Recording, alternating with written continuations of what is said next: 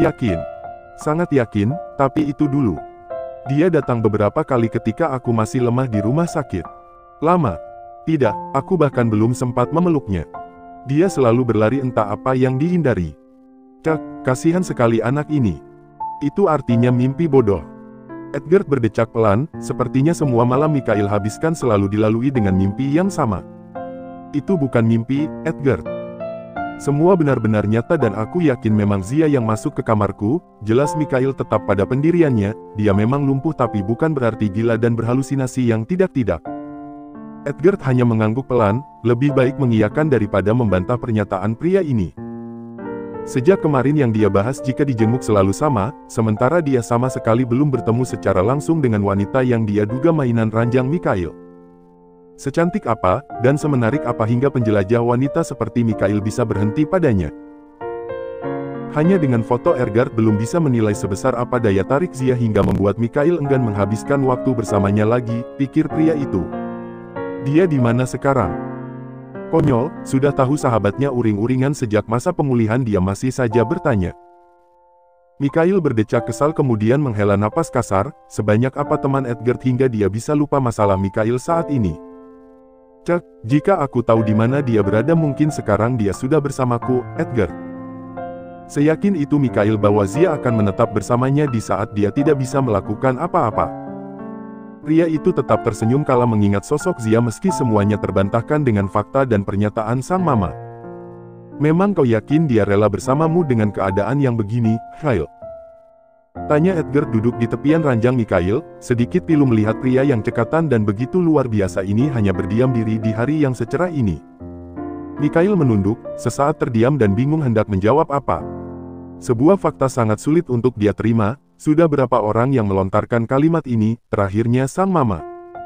Tidak bisa jawabkan. Kyle, dengarkan aku. Jangan pernah terperangkap seperti masa lalu. Kepercayaanmu terlalu berlebihan sampai kau menolak fakta yang sebenarnya. Lihat sampai detik ini dia bahkan tidak menampakkan diri di hadapanmu. Padahal, media tak henti-hentinya menyorot kehidupanmu sekarang. Apa mungkin dia tidak tahu? Mustahil, Kyle. Edgar menekan setiap kalimatnya, sempat melihat Mikhail jatuh di titik terendah dia seakan tidak rela jika hal itu kembali terjadi. Bukan hendak mempengaruhi, akan tetapi Edgar mengatakan sesuatu berdasarkan fakta yang ada. Dia tidak pernah nonton televisi, Edgar. Zia tidak seperti mama yang suka nonton berita. Dia memberikan pembelaan yang sama terkait Zia seperti yang dia sampaikan Kanaya. Walau memang ketika terakhir mereka bertemu, statusnya hanya orang ketiga dan Zia menghilang kala dia ingin bertanggung jawab. Sosial media bagaimana? Apa mungkin semua artikel tentangmu tidak sampai padanya? Come on, Mikhail. Buang harapanmu, bangkit tanpa perlu memikirkan lagi gadis itu. Entahlah, Mikhail kalah telak dan kini dia memilih diam. Batinnya memohon agar Zia datang, atau jika memang tidak bisa, setidaknya Tuhan memberikan izin padanya agar bisa mendatangi Zia dan bertanya kemana saja dia selama ini. Sudah kukatakan, jangan pernah menyentuh wanita dengan perasaan. Wanita itu hanya mainan, tugasnya hanya memberikan kepuasan, Kyle. Kau jangan lupa apa yang kukatakan beberapa tahun lalu. Edgar bicara serius, dan keyakinannya jika wanita itu memang sama semakin besar saja. Terbukti dengan Mikhail yang bahkan terpuruk dengan alasan terlalu mencintai wanita. Hentikan omong kosongmu, Edgar. Zia berbeda dan dia bukan mainanku. Sentak Mikhail pada akhirnya habis kesabaran, saat ini 1000 wanita yang Edgar janjikan tidak akan mampu membuatnya merasa lebih baik. Kyle, pergilah, aku mau istirahat. Mikhail memalingkan wajah dan memilih terpejam karena merasa berbicara dengan Edgar hanya membuat kepalanya semakin sakit saja. Pria itu mengepalkan tangan seraya mengeraskan rahangnya, sungguh batinnya seakan tertekan dengan pernyataan yang lagi-lagi sama. Jika Mikhail masih teguh tentang Zia yang akan datang padanya, di tempat lain Syakil masih terdiam di perpustakaan. Sudah hampir 3 jam dia berdiam diri di sini, mencoba memahami apa yang kini tengah terjadi. Memutuskan untuk tidak pulang sementara, apa yang terjadi di rumah kini membuat batinnya terluka. Remuk, hidupnya seakan terasa mati. Syakil hanya berharap ini mimpi, namun yang terjadi memang benar-benar begini. Zia yang sama. Syakil menggigit bibirnya, setelah beberapa lama dia penasaran siapa yang membuat kakaknya selalu merenung dan bahkan rela menunggu di balkon kamar hingga larut malam akhirnya terungkap juga. Dia mengetahuinya 1 minggu lalu, namun jujur saja jemarinya masih bergetar jika dia mengingat hal itu. Sejak awal memang dia sudah dibuat penasaran dengan Mikhail yang selalu memanggil nama Zia dalam tidur dan bangunnya, akan tetapi saat itu Mikhail masih berkeyakinan jika itu bukan Zia yang dia maksud. Hingga semua itu terpatahkan dan Syakil mengetahui dengan jelas apa yang terjadi. Saat Mikhail memperlihatkan foto Zia, dia hanya diam, memendam dan tak mengungkapkan pada siapapun jika dia mengenal Zia yang dimaksudkan sang kakak. Lamunan Syakil buyar kala menyadari Erika hendak melewatinya. Pria itu menepis lebih dulu pikiran-pikiran jelek dalam dirinya dan menarik pergelangan tangan gadis itu secara paksa. Sulit sekali dia menemukan kesempatan ini, sejak kemarin Erika selalu menghindar, begitupun dengan Zidan yang semakin acuh dan enggan ditanya soal Zia sedikitpun. "Tunggu, Erika. Sebentar saja." Sentak Syakil tiba-tiba kesal kala Erika hendak menghempas tangannya. "Zia lagi?" tanya Erika putus asa, dia sedikit sebal dengan Syakil yang selalu menanyakan hal yang sama padanya. Kamu benar-benar tidak tahu di mana dia, Erika." Erika menggeleng, berbohong lantaran sudah bersumpah dan menghargai keputusan Zia harus dia lakukan. "Kamu selalu menanyakan hal yang sama, sudah kukatakan aku tidak pernah berhubungan lagi dengannya. Lagi pula Zidan sudah jelaskan jika Zia berhak mengambil keputusannya sendiri, Syakil." Sebenarnya tak tega, Erika menatap sendu wajah Syakil yang begitu berharap akan berita baik tentang Zia. Sayangnya, Erika tidak bisa mengkhianati janjinya pada Zia kali ini. "Kamu bohong kan?" "Aku bukan pembohong dan selama hidup aku sama sekali tidak pernah berbohong," ucapnya kembali penuh kebohongan. "Begitu ya?" Syakil menghela napas pelan, pria itu terdiam dan menatap Erika dalam-dalam. Mencari celah kebohongan di balik mata bulatnya, namun belum 1 menit hal itu gagal kala Zidan menghampiri dan meminta Erika ikut dengannya. "Kemana aku harus mencarimu? Aku butuh penjelasanmu, Zi." Dia mengepalkan tangan, melihat Erika dan Zidan yang benar-benar melepas Zia, dia kecewa dan menimbulkan banyak tanya. Atau jangan-jangan mereka juga tahu hubungan Kak Mikhail dan Zia? Detik, menit, jam dan hari-hari berlalu secepat itu. Waktu takkan menunggu, melainkan akan terus berjalan sebagaimana harusnya. Entah bagaimana cara Mikhail menyembuhkan batinnya lebih dulu hingga dokter bahkan dibuat terpana dengan perkembangannya kini. Kemungkinan sekecil apapun yang mereka utarakan dahulu kini terpatahkan. Doa sang mama, kesabaran sang papa, ketulusan hati perawatnya serta tekad Mikhail untuk pulih mungkin sebab Tuhan memberikan kesempatan pria itu bisa sembuh total saat ini. 5 bulan bukan waktu yang singkat, dalam keadaan ganti pakaian saja harus dibantu Mikhail tentu merasakan hari-harinya terasa sangat lama. Tuhan masih baik dengan memberikan dia kesempatan untuk kembali merasakan nikmatnya naik turun tangga. Setelah 5 bulan turun dengan bantuan kursi roda dan lift, kini dia bisa bebas melangkah. "Susu. Aku bukan bayi, Ma." Semenjak sakit, Mikhail memang lebih dimanjakan dan membuat Syakil sedikit cemburu. Meski Kanaya memberikan perhatian yang sama, namun dia sedikit terhenyak lantaran Mikhail selalu didahulukan. Pagi ini mereka sarapan bersama, Kanaya bahkan tak henti-hentinya menatap wajah Mikhail yang kini begitu tampan dan terlihat gagah dengan kemeja maronnya. Meski hatinya sedikit tak mengizinkan Mikhail disibukkan dengan dunianya secepat itu, dia tidak bisa melarang sang putra. "Kau yakin, Mikhail? Jangan paksakan jika belum kuat, Papa masih mampu mengendalikan perusahaan sendiri." Mikhail mengangguk, dia sudah membuang banyak waktu di tempat tidur. Jangankan keluar rumah, keluar kamar saja hanya beberapa kali. Ibra menatapnya khawatir namun Mikhail memberikan tampang percaya diri jika dia mampu melakukan hal itu. "Aku baik-baik saja, Pak. Tidak perlu khawatir," tutur Mikhail meyakinkan sang papa, ada banyak hal yang ingin dia selesaikan. Mikhail sudah lama menunggu hari ini, hari di mana dia kembali menjadi Mikhail Abercio yang mampu mendapatkan keinginannya. Sudah terlalu lama dia menanti, namun sepertinya memang dia yang harus datang sendiri. "Papa tidak izinkan kamu bawa mobil sendiri, mulai hari ini kamu akan diantar Bastian kemanapun kamu pergi." "Wah, Pak. Tidak ada penolakan, SIM kamu Papa tahan dan jangan coba-coba bawa mobil sendiri." Syakil menarik sudut bibir, like father like son. Sejak dulu Mikhail melarangnya membawa mobil sendiri, bahkan belum diizinkan membuat SIM di saat umurnya sudah menginjak 19 tahun. Kini, Ibra justru melakukan hal itu pada Mikhail, jelas saja dia berseru, "Yes," dalam hatinya. "Aku tidak keberatan jika memang harus dengan bantuan sopir, tapi SIM-ku Tidak bisa, peraturannya sudah begitu dan papa akan tahan dengan batas waktu yang tidak ditentukan. Sialan, matilah dia. Ekor matanya dapat melihat bagaimana Syakil terlihat bahagia padahal dirinya tengah bersedih saat ini. Pria itu sontak mendelik dan melemparkan garpu pada sang adik, beruntung saja dia menghindar. Jangan harap kamu bisa punya SIM sebelum milikku kembali, Syakil. Itu bukan ancaman biasa, bisa dipastikan dia benar-benar akan merealisasikannya. Hah? Kenapa begitu? Kakak bilang sampai ulang tahunku. Ulang tahunku bulan depan, kenapa sekarang jadi berubah dan ikut aturan papa? Tidak bisa, peraturannya memang begitu. Sudah dia duga, meski kesehatan kakaknya membaik, sikap menyebalkannya tetap sama dan ini membuat Syakil tertekan sebagai seorang adik. Beberapa waktu ketika dia sakit, Syakil sempat merasakan kebebasan walau harus curi-curi kesempatan dari sang papa. Dan lebih menyebalkannya lagi, Kanaya dan Ibra hanya tersenyum. Seakan mendukung semua yang Mikhail putuskan, dia yang sakit tapi Syakil juga turut merasakan imbasnya. Kabar baik bagi yang mengaguminya, namun tidak bagi mereka yang membenci Mikhail di sana. Dia tidak seramah Ibra dan kerap mengambil keputusan sesukanya adalah alasan dia tidak disukai. Beberapa petinggi perusahaan menganggap Mikhail masih terlalu muda dan belum pantas menggantikan sang papa. Meski sudah terbukti pencapaian Mikhail tidak main-main, tetap saja dia dianggap tak pantas oleh beberapa orang lainnya. Sebelumnya dia memang sudah lebih banyak diam, setelah kecelakaan menimpanya Mikhail semakin irit bicara. Bahkan mereka menduga jika Mikhail mengalami kerusakan pita suara. Tujuannya kembali bukan hanya tentang pekerjaan, melainkan pencarian seseorang yang sudah membuatnya sekacau ini. Valencia, nyatanya benar-benar pergi dan semua perkataan Kanaya maupun Edgar tidak salah. Kewajibanmu bahkan belum selesai, berani sekali pergi hingga selama ini.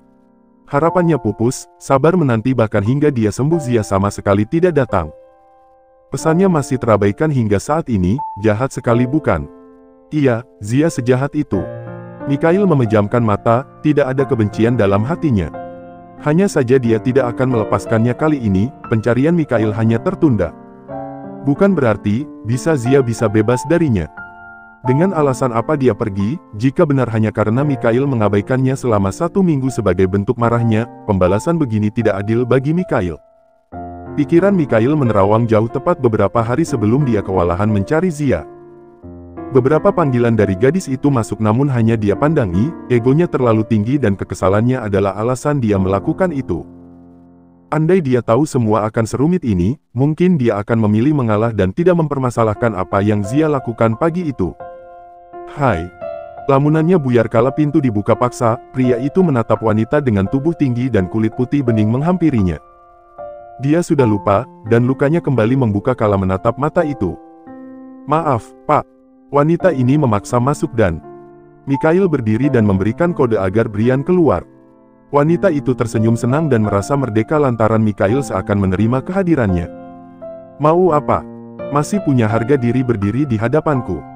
Suara dingin itu terdengar suram, senyum di wajahnya pudar seketika. Mikhail masih marah nampaknya, beberapa kali mencoba menerobos masuk ke rumahnya akan tetapi selalu gagal lantaran Kanaya menolak kehadirannya dengan tegas. Hai. Aku merindukanmu, sangat. Jika dulu mungkin dia akan memeluknya, memperlakukannya dengan manis namun saat ini berbeda. Jangankan menjawab, mendengarnya saja Mikhail tidak sudi. Edwin bagaimana? Baik-baik saja kan? Dia justru menanyakan hal lain, tak begitu peduli dengan wajahnya yang kini begitu sendu di hadapan Mikhail. Tak hanya itu, cara Mikhail bicara juga berbeda dan tidak semanis itu. Mas Edwin meninggal 1 tahun lalu, mungkin ini berita baik untuk kamu. Mikhail sejenak terdiam, pengkhianat itu pergi dengan cara yang lebih tragis rupanya. Akan tetapi, kedatangan wanita ini sama sekali tidak dia harapkan. Kabar baik. Mikhail mengerutkan dahi, sebenci-bencinya dia bukan berarti Mikhail bersyukur atas segala musibah yang dialami seseorang yang pernah menjadi sahabatnya itu. Bukankah dulu kamu mengatakan jika seseorang menyakiti atau meninggalkanku maka aku bisa kembali padamu? Janji itu, Mikhail bahkan lupa jika dia sebodoh itu. Dia mengucapkan itu ketika asmara mereka baik-baik saja, hubungan mereka semanis Zidan dan Zia yang pernah Mikhail lihat. Hahaha semudah itu. Kamu pikir seluruh hati akan menerimamu? Mikhail tertawa sumbang, omong kosong macam apa lagi yang kini dia dengar.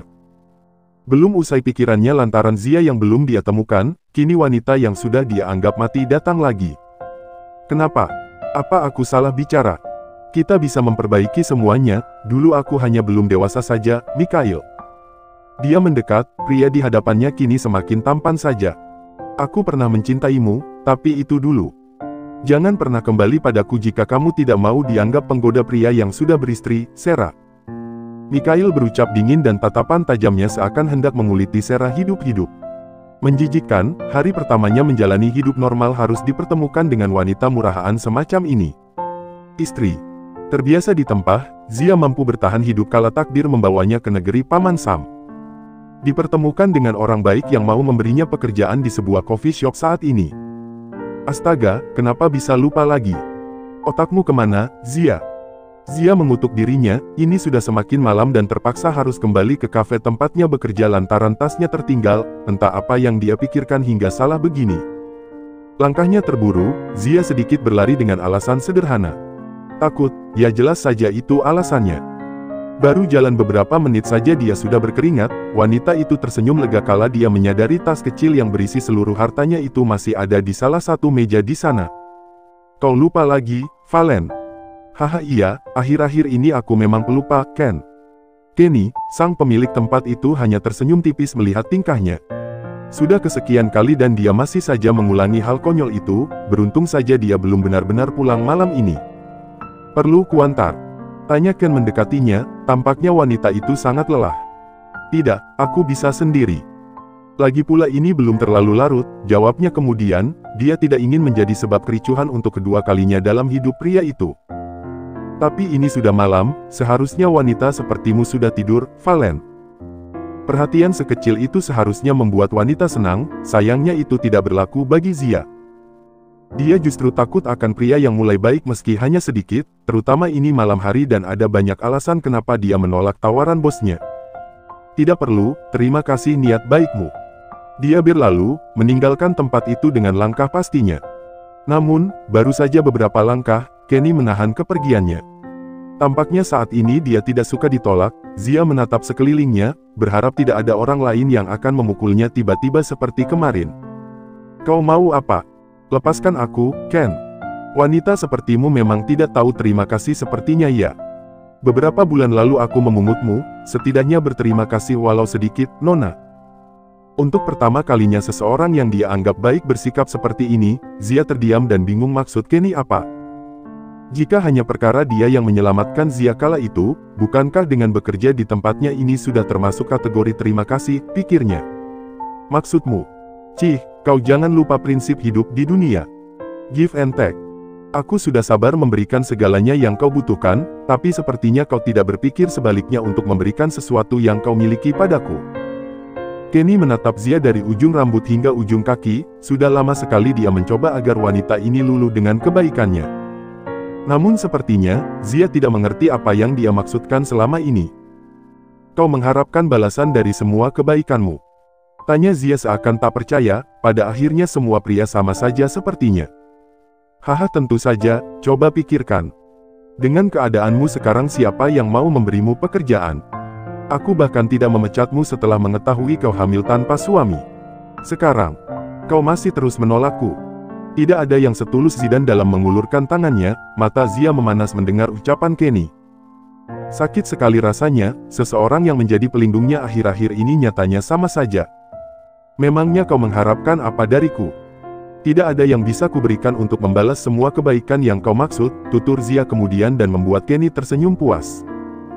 Aku menginginkanmu malam ini, Valen, bisiknya begitu pelan, tanpa peduli jika kini mereka berada di tepian jalan raya. Sejurus kemudian, Kenny melingkarkan tangan di pinggang Zia hingga membuat wanita itu terperanjat kaget. Ya, seperti dugaan Zia sebelumnya yang dimaksud pria ini jelas saja tubuhnya. Tolong lepaskan, aku bukan wanita murahan. Bisakah mulutmu ini diam? Hanya sebentar, Valen dan aku tidak akan menyakitimu. Jangan, tolong izinkan aku pulang sekarang. Zia meraung dengan air mata yang kini bercucuran membasahi wajah, berharap hati Kenny akan luluh dengan tangisnya. Memohonlah, aku suka melihatmu begini. Semua terasa menakutkan, Zia hanya berharap seseorang akan datang malam ini. Hingga perasaannya baru sedikit tenang kala bentakan dari pria di belakangnya terdengar memekakkan telinga. "Cek, mengganggu saja. Kau siapa? Mau jadi pahlawan rupanya." Kenny melepaskan Zia untuk sementara, pria yang kini di hadapannya sedikit merusak suasana hatinya. Tidak punya tempat lain. Lagi pula jika dia tidak suka kenapa kau memaksa? Suara itu, Zia menoleh dan jantungnya dibuat berdegup 2 kali lebih cepat kali ini. Butuh beberapa waktu untuk Zia memahami keadaan, dia tidak bermimpi. Yang dia lihat benar-benar pria yang membuatnya berada di tempat ini. "Dia kekasihku, terserah aku mau melakukan apapun padanya," ungkap Kenny sekenanya. Mikhail sontak tertawa sumbang mendengar bualan pria di hadapannya. "Benarkah? Apa benar dia kekasihmu, Nona?" Zia mengepalkan tangan, Mikhail seakan tak mengenalnya sebagai Zia saat ini. Pria itu kemudian mengeluarkan ponselnya, cukup mudah membuat Kenny takut hanya dengan ancaman asal dari Mikhail. "Pergilah, aku tidak ingin menggunakan kekerasan dengan orang baru." Mental penakut Kenny sangat-sangat menguntungkan baginya, pria itu tersenyum tipis kala pria berambut ikal itu memutuskan pergi dengan langkah panjangnya. Meninggalkan dirinya dan Mikhail saat ini, pria yang mengubah hidupnya 180 derajat ini kembali Tuhan hadirkan di hadapannya. Mikhail menatapnya teliti dari atas hingga bawah, ada sedikit perubahan dalam tubuh Zia. "Kenapa kamu tutupi? Bukankah aku berhak melihatnya?" Gerakan Zia yang spontan membenarkan jaket untuk menyembunyikan perutnya Mikhail sadari dan itu membuatnya tersenyum tipis. Kerinduan yang membelenggunya membuat Mikhail tidak bisa marah ketika dia berhasil menemukan Zia malam ini. Meski drama untuk membuat Erika mengaku cukup panjang hingga membuat gadis itu bahkan takut keluar kamar setelah Mikhail menekannya mengaku. Iya, dia terpaksa jahat karena tidak punya cara untuk menemukan Zia lebih cepat. Masih bertahan di tempat yang sama, Zia menunduk dan hatinya sedikit bertanya kenapa Mikhail tidak segera memeluknya seperti dulu. Walau memang ada sedikit kekesalan pada pria yang menempatkannya di posisi sulit ini, akan tetapi melihat wajahnya semuanya hilang begitu saja. "Mendekatlah, kamu tidak merindukanku, Valencia?" tanya Mikhail membuka tangannya lebar-lebar, senyumnya tak luntur sejak tadi. Padahal, sebelum dia menemukan Zia, jangankan senyum, bicara saja dia enggan.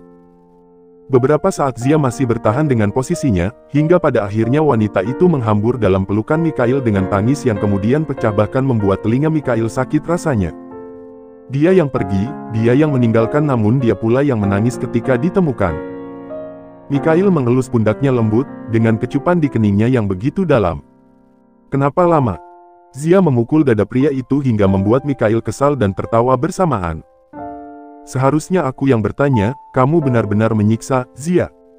Mana mungkin dia tega marah pada pemilik mata seindah ini, walau jauh dari dalam lubuk hatinya ingin sekali menghukum Zia yang pergi sejauh ini tanpa berniat kembali padanya di saat Mikhail mengalami titik terendah. "Apa yang kamu cari, Dilecehkan seperti tadi? Memangnya kurang pelecehan dariku?" tanya Mikhail menatap ke arah perutnya. Zia menunduk, menyembunyikan wajah yang kini memerah mendengar candaan sarkas pria itu.